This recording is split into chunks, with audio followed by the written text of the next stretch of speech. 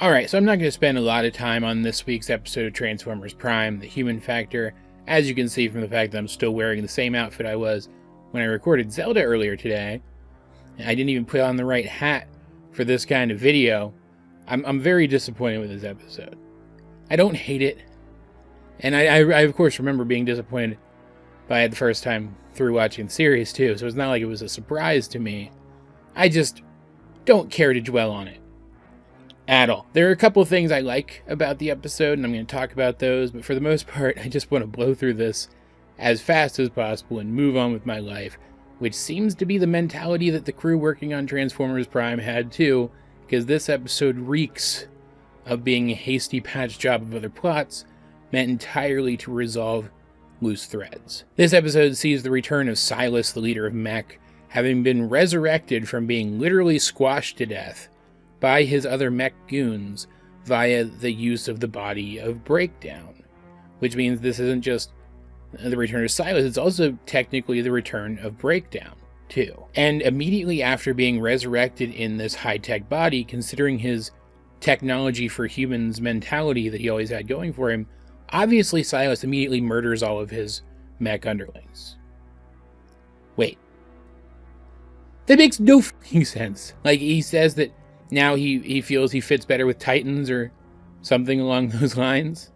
But what?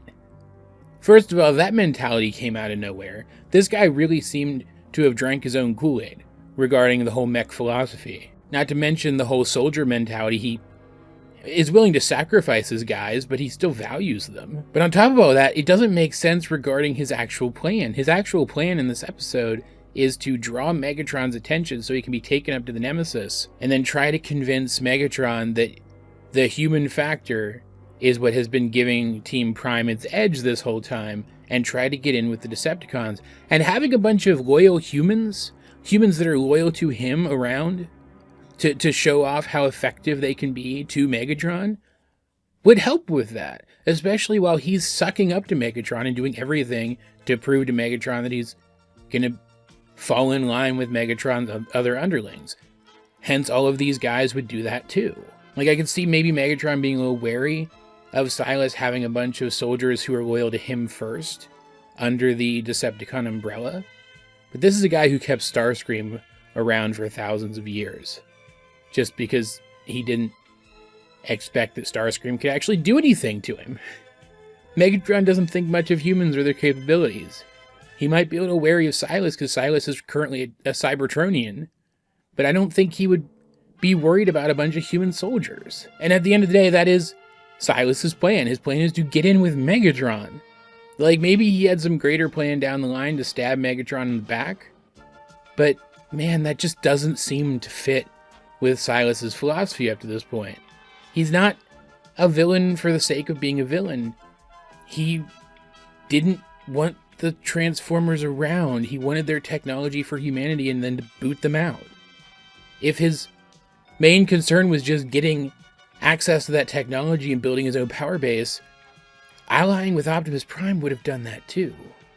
And yet he never tried to do that. It's absolutely baffling, and it reeks of this crew needing to wrap up the Mech plotline and also wanting to give us some kind of resolution to what happened with Breakdown, because I guess his voice actor left and they didn't want to recast him is what happened. I talked about this in a previous video as well. And so they just took a bunch of unfinished plots and mashed them together into this one that did all of that at once, as hastily and as sloppily as they could, and then they just wrapped a bow of pretty animation around it. Because like so many episodes of Transformers Prime, this episode does look fantastic. The resurrected Silas is appropriately cool looking and badass looking, but also kind of gruesome. Like, he looks like a man who has been stitched back together after being literally crushed to death. I mean, as much as he can for a kid's show anyway. And one thing in particular that really tickled my horror fantasies with the level of implied body horror to it. The implication is that there's a decent chunk of Silas basically sewn into Breakdown's chest.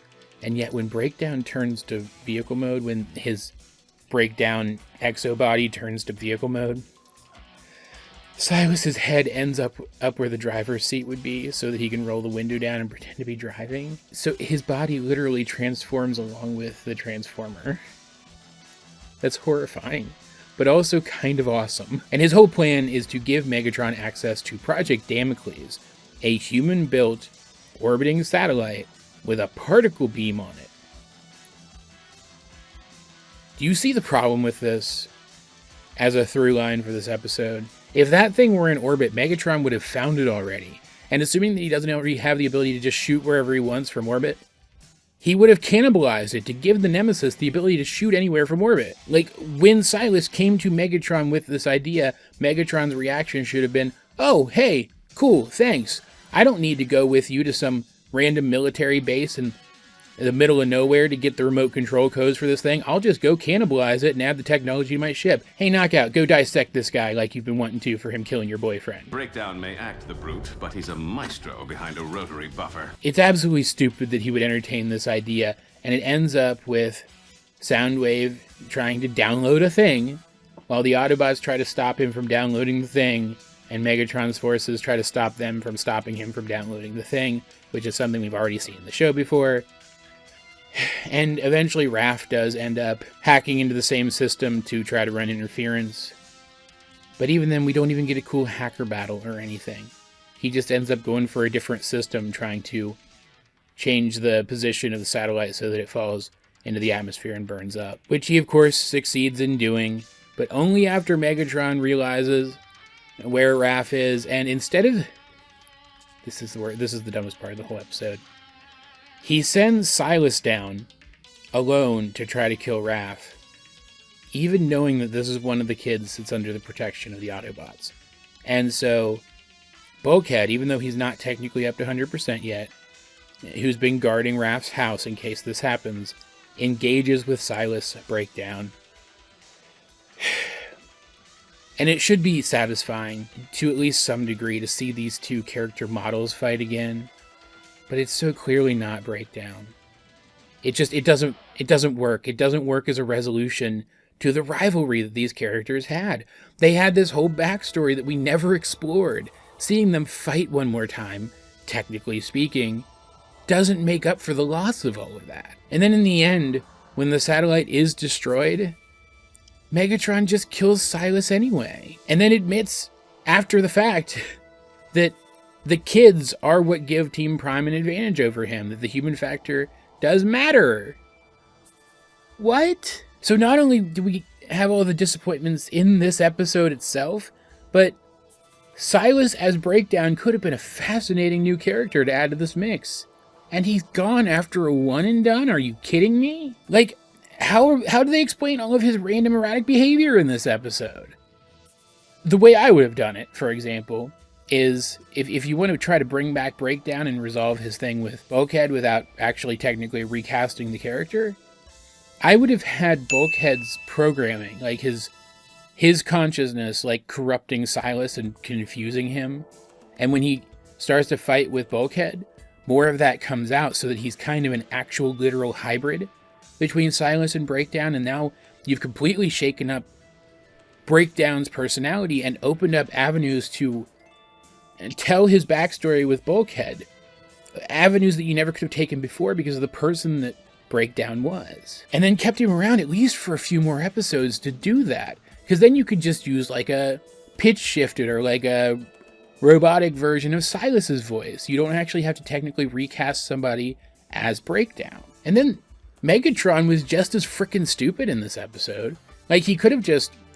Like Soundwave has control of the satellite through the direct link between it and its computer system. So he's like using it to keep the Autobots at bay, right? They just need the remote control code so that he can operate it from the Nemesis later. And so technically he could have just moved the satellite to vaporize Raph's house as soon as Raph hacked in and they realized, which is what he ends up trying to do anyway, once he has the codes, and therefore they don't need to stop the Autobots from getting in and stopping him from getting them anymore. So rather than send down a new guy that Megatron clearly doesn't entirely trust yet, I see two options that would have gotten them the codes and the satellite, and also killed Raph and all of the Autobots' other human allies all at once. And it's baffling that Megatron didn't take either one of them. First of all, and Silas even points this out, Megatron has a bunch of other guys there. He could send them down to Raph's house, or he could send them down with Silas. Bulkhead would not have been able to fight off all those guys, even for the short amount of time that he fought off Silas. Or, and here's the other one, Megatron could have gotten up off his ass and done something himself. Like, I admit, it would have been beneath him, at least from his perspective, to go and kill human children. But he could have gone down and played interference for Soundwave, while Soundwave redirected the satellite and vaporized Raph.